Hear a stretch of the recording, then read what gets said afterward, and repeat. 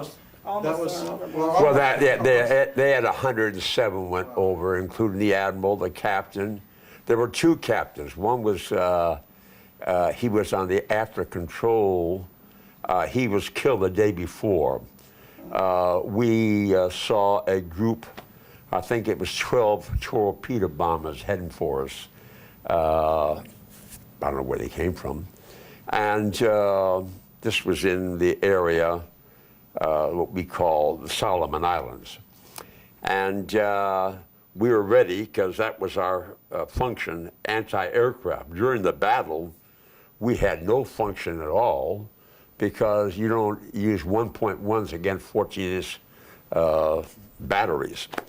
And the only time that we actually fired, I got word to open fire on the searchlights from the battleship, but they already had our range, so they gave us a, and another weird event that occurred there, I'll make this brief.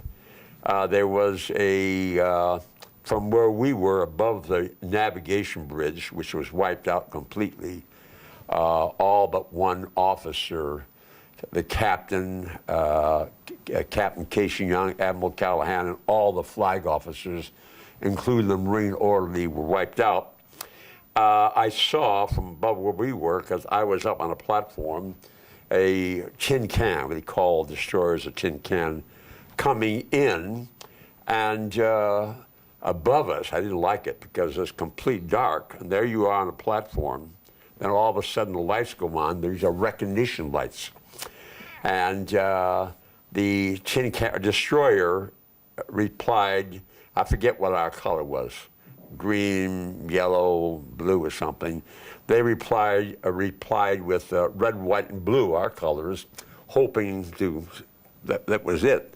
And they were coming in, and I could see their torpedo tubes coming out for us. And then we gave them the signal again, and they replied, and then we gave them a broadside, sank them. But behind them, oddly enough, was a, I can't remember the name, it might be the Bond. There was an American destroyer. Now, this was nighttime. They were all running around in the dark. You don't know who was who. And luckily, we had gone down the middle. And this destroyer was following the one in front of her, thinking it was one of theirs, and we were the enemy. So we gave her the recognition lights. She didn't reply. We did it again, and she didn't, and we gave her a broadside and blasted her. The reason she didn't reply, she was one of ours, is that her superstructure was knocked off in an engagement. So when I was in this ward in Fiji, there were a couple of survivors there, and they were not very happy with me because they knew we were on the weapon that thank you ship, you know. But as my friend's mother would say, "C'est la vie chérie," that's life, dear. These things happen, see. So it was a crazy affair, and it's amazing that we survived, although we were hit pretty badly, and they were accurate. They almost were able to land and wipe out the Marines on Guadalcanal, and that averted it. So that's it. And I was lucky again, and I had a neurologist and I had an orthopedic who came into the Navy. One came off private practice in San Francisco, so no, with 4 captain. So I was able to get a good work on my hole in my head, and the other one saved my leg, where that was shattered. They put, they didn't have the modern drugs they have today, so they used maggots to eat the dead flesh, and then they put a plate in there and were able to attach the bones together, and hey, I'm still functioning. Just fine. Oh, I can do anything. I get up and down the stairs and keep on the move, because there's an old guy following me with a sickle over his shoulder with a cape, I think his name is Mr. Grim Reaper. I don't think he's ready for you yet. Yeah, so I'm going to avoid him. That's why I get out of the country once in a while. Maybe you think that sergeant you had in the Marines who marched you up and down hills all the time made you tough. Oh, yeah. He ended up as a brigadier general. Yeah, general. In fact, I'm still in touch with his son, who's a former Marine colonel in England. And and was there any words of wisdom? I know it's a pretty horrific experience. Pardon? Any words of wisdom about the experience? No, I am, like I say, I'm glad I survived. My brother went in the Marine Corps. He shouldn't have gone in. He went in because I was. He was a nice kid, raised in a very Catholic environment. He should have been, in a medical field or supply or something, but he wasn't cut out for it, and he ended up as a severe mental case. So you have to be not brave or courageous, but kind of a dumb kid in those days. The smartest, in those days before the war would ask, why are we attacking this country? Or why are we attacking this island, see? Whereas kids were raised in a rough area of Chicago and got a lot of whacking around, follow orders. And that's the whole thing, see.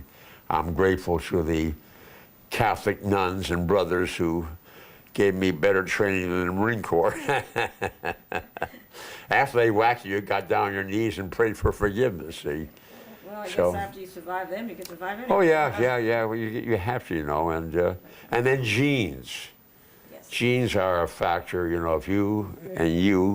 if mom said tonight, not tonight, Dad, I got a headache, and next night you might have got a different batch of genes. Well, I had genes from my abuela, grandmother, raised in the Pyrenees, 7,300, and strong bones, strong will, and that keeps you going, see. And, how long did she last? Oh, she went a long while. Yeah, she went, and she was hell to live with, because she was tough. She dressed all in black, wore a gray apron, wore a robota, shawl, and the people. She thought that the people in the village were trying to poison her in the well. They didn't have any running water. They didn't have electricity. They didn't have a stove. She had a big fireplace. I lived with them, and they had a big round pot called an olla, and they put a hook in and pulled it out, and everything went in there, all the peels. Nothing was wasted. See? So when they wanted my grandfather to come home working in the fields, they'd pull out the olla, give him a bowl of soup, piece of bread, and it was it, see. But she was tough. She used to go once a month, I don't know how she got the money, on a train with a bunch of these old gals to Lourdes. You heard of Lourdes? This is where Bernadette appeared to the Blessed Virgin appeared to Bernadette in the cave. Have you been there? I've never been there. Well, you will like it. You've been there? They built 3 churches on top of each other, and they would go there, and they were wailing all the way there. They'd collect, they had little jugs for water. Holy water was coming out of the side. The interesting thing about it is, though, they had some geologists and people, experts in that matter, they couldn't trace the source of the water, and it's still gushing out, Natural along. spring still strong, huh? But that kept them strong, and she was giving a good whack, You need some Christian forgiveness. Yeah, well, that training, my mother was tough too because of that. Like my dad said to me, that he said after he and my mother, he was in the Veterans Hospital, he said, "Kid, my war started when I married your mother." Yes. But she was very successful, very, raised in a little village called Pisaka. And she ended up, she had her own dress shop here because she had the ooh la la. And the people liked that French bit, for dress. Oh, she says, Oh, I have a surprise for you, mon chéri.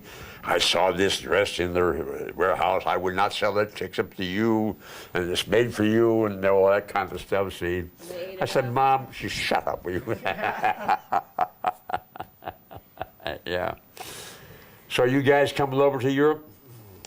Oh, we want to go. We want to go. It's a little tight right now, though.